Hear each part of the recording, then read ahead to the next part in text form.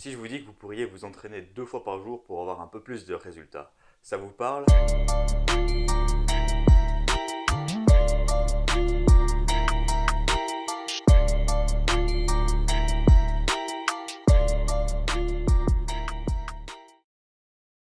Dans cette vidéo, nous allons voir donc comment s'entraîner 2 fois par jour.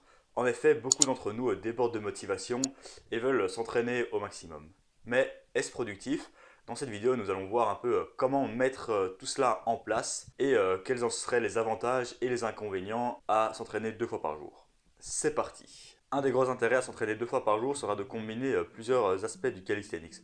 Donc on va pouvoir s'entraîner par exemple en hand balancing et en calisthenics, en skill et en streetlifting, en endurance et en streetlifting, ou combiner plusieurs modalités. Avant toute chose, prenez ce que je vais vous dire avec certaines pincettes, car ce sera surtout sur base de mon expérience personnelle, sur ce que d'autres athlètes pratiquent, car la littérature scientifique sur ce sujet est très peu nombreuse et n'est pas adaptée à l'entraînement en résistance et en calisthenics particulièrement. En effet, le sweet spot pour progresser en termes de masse musculaire ou de force n'est surtout pas si élevé et ne nécessite pas d'avoir une telle fréquence d'entraînement, à moins qu'on soit chargé et qu'on ait une très grosse tolérance à un gros volume d'entraînement. Mais qu'en est-il lorsque l'on retravaille une partie un peu plus technique, un petit peu moins fatigante, à peu près différente, et finalement garder un volume d'entraînement à peu près similaire, en divisant par exemple seulement une séance en 2 séances distinctes. Ce n'est pas pour rien si les gymnastes s'entraînent plusieurs fois par jour.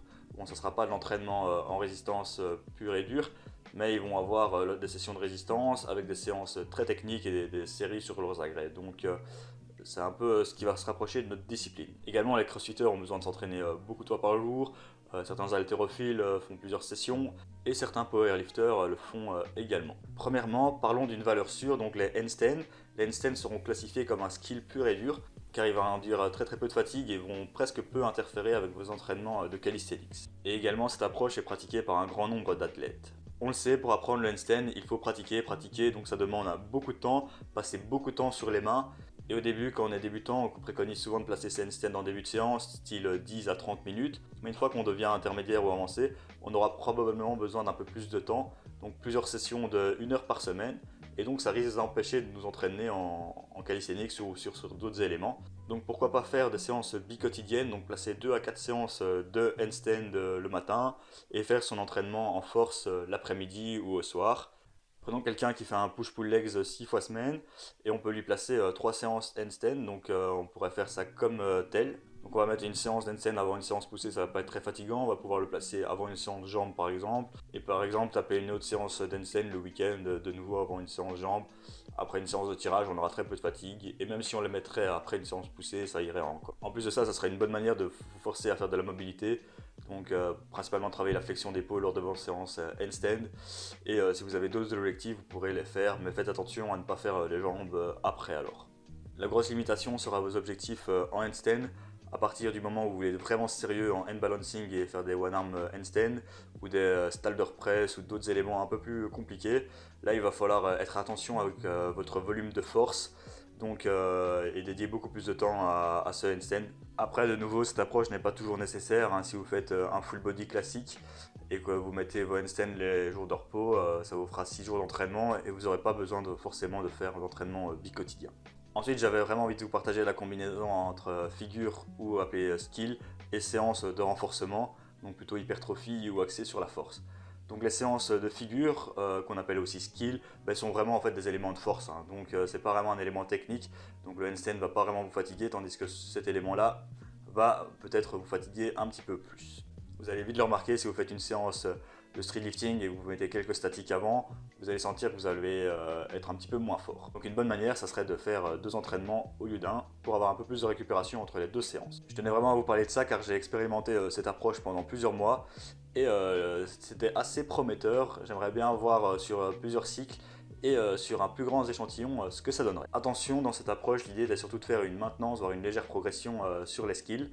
Donc j'ai expérimenté une certaine approche où je faisais beaucoup d'exercices différents, avec des régimes de contraction différents, un volume plutôt faible, donc des temps de maintien ou des répétitions assez faibles, et une fréquence minimale. Les progressions, donc l'intensité que l'on utilisera sera souvent plus faible, donc surtout en hypertrophie. En force, vous pourrez maintenir, voire améliorer un petit peu cela. Voici donc un exemple de ce que ça pourra donner avec une approche assez généraliste où on ferait planche front handstand, planche front handstand, et on ajouterait par exemple un split que j'ai utilisé moi-même, donc street lifting en après-midi, skill, bras pliés, jambes, push, pull et jambes.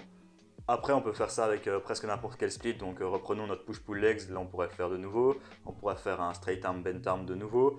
Et on pourrait également faire 4 séances semaine de nouveau aussi. Ça marcherait très très très bien. Le gros intérêt maintenant, ce serait de le faire sur un cycle de skill pour vraiment être beaucoup plus fort en skill. Je ne l'avais pas encore testé, mais je ne pouvais pas m'empêcher de faire cette vidéo maintenant. Mais cette approche, en gérant bien son volume d'entraînement, s'apparenterait plutôt à un grise de groove en mode réduit et serait très très prometteuse également. Dans un cycle comme cela, on augmenterait la fréquence, on augmenterait le volume en skill, on diminuerait le travail accessoire et les séances de skill vont vraiment générer de la fatigue et donc il faudra splitter ça un peu plus intelligemment. Voici un exemple qu'on pourrait faire en focusant un peu plus la planche. Donc maintenant on ferait planche et front, handstand push-ups, planche, front, planche, handstand push-up par exemple. Et l'après-midi, on ferait par exemple 3 séances skill accessoires et 2 séances jambes, ou 2 séances skill accessoires, une séance de street lifting maintenance par exemple. Donc voilà, c'était qu'un exemple de split, il y a moyen de faire des splits bien différents. Ensuite, concernant les autres modalités, on pourrait faire par exemple du street lifting vraiment axé force au matin et un travail plus accessoire en après-midi. Donc par exemple faire juste un 5x5 sur votre dips au matin et l'après-midi faire un overhead press et du triceps extension. Ou alors faire par exemple du street lifting au matin et du set and reps l'après-midi. On pourrait faire du freestyle le matin et du skill l'après-midi. Donc voilà, il y a vraiment moyen de faire plein de possibilités différentes. Donc celles-là, je ne les ai pas expérimentées personnellement, mais elles sont possibles, plausibles sur papier. Maintenant qu'on a vu pas mal d'exemples pratiques, on va voir les avantages et désavantages potentiels à s'entraîner 2 fois par jour. Les avantages, ça serait de pouvoir bosser plusieurs paramètres, d'avoir une plus grande fréquence d'entraînement, d'être plus frais, de faire des séances moins longues, de faire un échauffement plus spécifique. On n'aura pas besoin d'un workout et on pourra faire une sieste et du repos entre les séances. Les désavantages, c'est qu'il va falloir faire 2 fois les mêmes activités, donc 2 fois le trajet jusqu'à la salle, 2 fois un échauffement, 2 fois ce focus. On pourrait dire qu'il y a une récupération musculaire insuffisante. Il y a un gros risque de dépasser son volume d'entraînement maximal auquel on peut récupérer. Il sera moins adaptable à beaucoup de rythmes de vie, tous ceux qui travaillent beaucoup évidemment. Et il y a encore peu de données scientifiques sur le sujet. On pourrait être très sceptique avec cette méthode. Ceux qui ont déjà expérimenté de s'entraîner à fond, souvent ça marche bien à court terme.